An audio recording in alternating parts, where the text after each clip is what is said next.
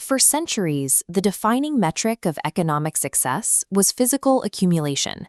The goal of capitalism, and the consumer participating in it, was to acquire, hold, and stockpile property. Today, many of the world's most powerful corporations are moving towards a new model where the end consumer no longer holds title to the goods they use every day. This shift relies on a specific financial mechanic, converting one-time capital expenditures into continuous operating expenses. You stop paying for the product itself and begin paying for the right to use it. This chart tracks the Zuara Subscription Economy Index over the last decade. It shows subscription-based businesses growing several times faster than the S&P 500, vastly outperforming traditional retail and product sales. We are witnessing a structural migration away from the material exchange of goods and towards the temporal commodification of experience. This is happening across vastly different sectors, from enterprise software and video games to heavy manufacturing and automotive engineering.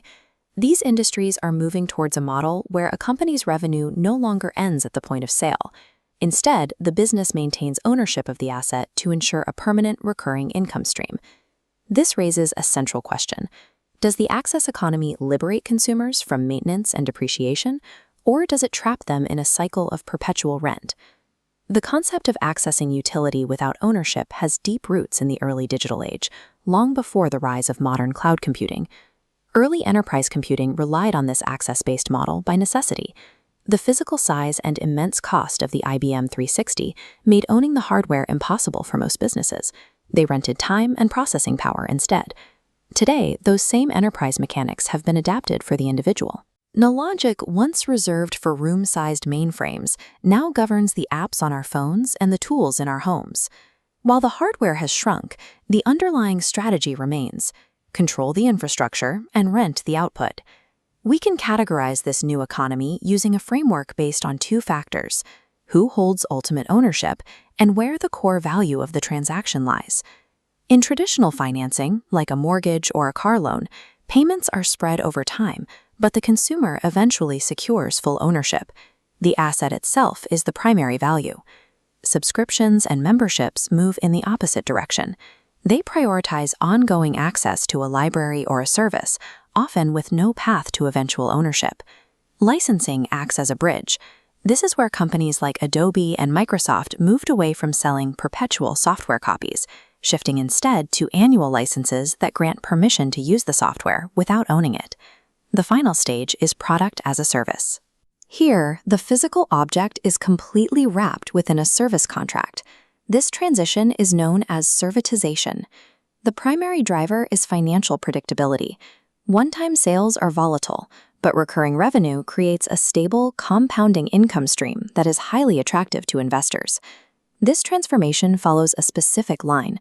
A company starts by selling a naked product, then adds services, then offers the entire solution as a service, and finally reaches a pure digital solution.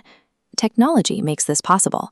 A one-time sale severs the connection between producer and consumer, but a digital solution allows for continuous data extraction and a relationship that never officially ends.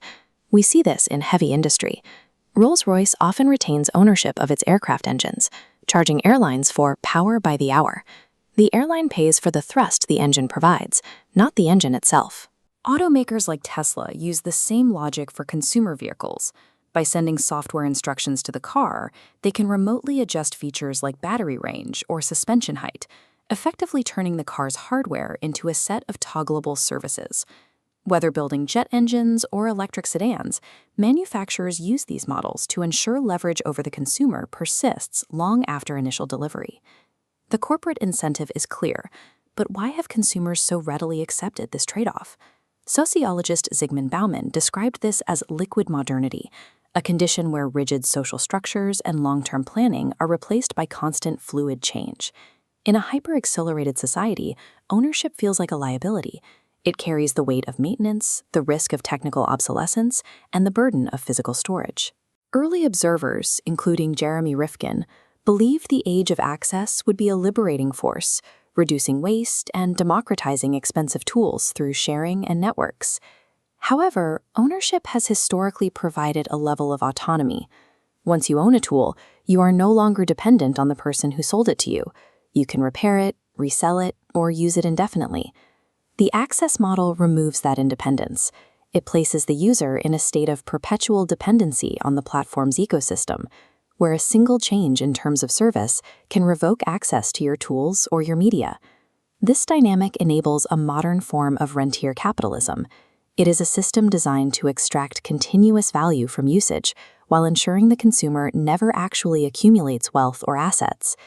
This paradigm eventually hits a wall.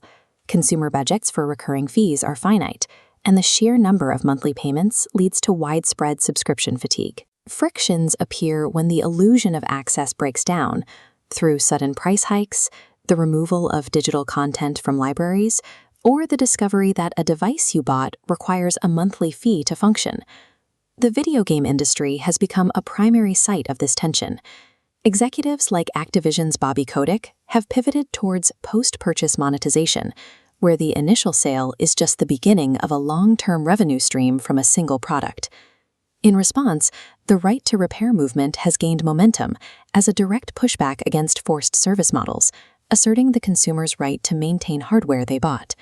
We are also seeing a resurgence in physical media and analog goods. For many, owning a physical disc or a mechanical tool is a way to reclaim autonomy from the cloud.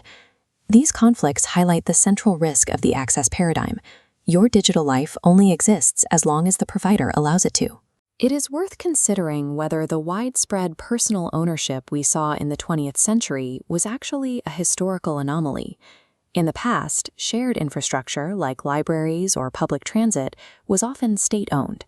Today, however, the digital infrastructure we rely on for work, communication, and mobility is owned by private platforms. Looking forward, we may see a bifurcated world. Basic utility, the software and mobility we need daily, will likely transition entirely into AI-managed services. In contrast, physical ownership may become a luxury status symbol.